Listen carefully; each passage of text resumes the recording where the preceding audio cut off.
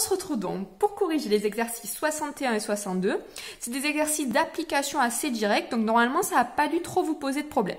Donc on vous demande de calculer le produit scalaire ABAC. Donc pour ça, on va tout simplement déterminer les coordonnées du vecteur AB. C'est donc XB moins XA, donc moins XA, et YB moins YA. Donc AB a pour coordonnées moins 6, 1. On fait la même chose avec le vecteur AC.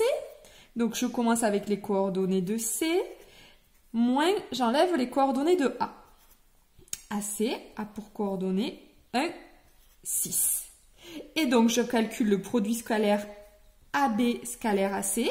Là, c'est très facile. Pour une fois, c'est tout simplement moins 6 fois 1 plus 1 fois 6. On obtient donc 0. Voilà pour la première question. Le produit scalaire est égal à 0. Alors, qu'est-ce qui se passe pour le produit scalaire s'il est égal à 0? Ben, ça veut dire que les vecteurs AB et AC, ils sont donc orthogonaux.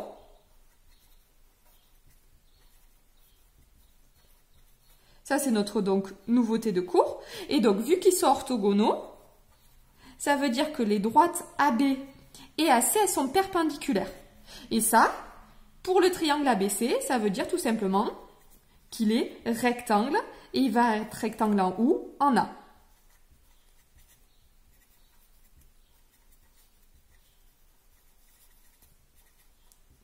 Et voilà. Exercice 62, on vous demande si les droites AB et CD sont perpendiculaires. Si elles sont perpendiculaires, ben ça veut tout simplement dire que les vecteurs AB et CD, ils sont orthogonaux. Donc, allons voir ça. On va calculer les coordonnées du vecteur AB. Donc, c'est 5 et 1 pour les coordonnées, moins 2 et 3. Coordonnées du vecteur AB, c'est donc 3 moins 2.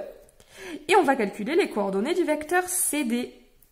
Je marque les coordonnées de D et j'enlève celles de C.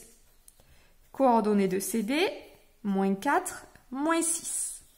Ok, et maintenant j'applique donc le produit scalaire AB scalaire CD.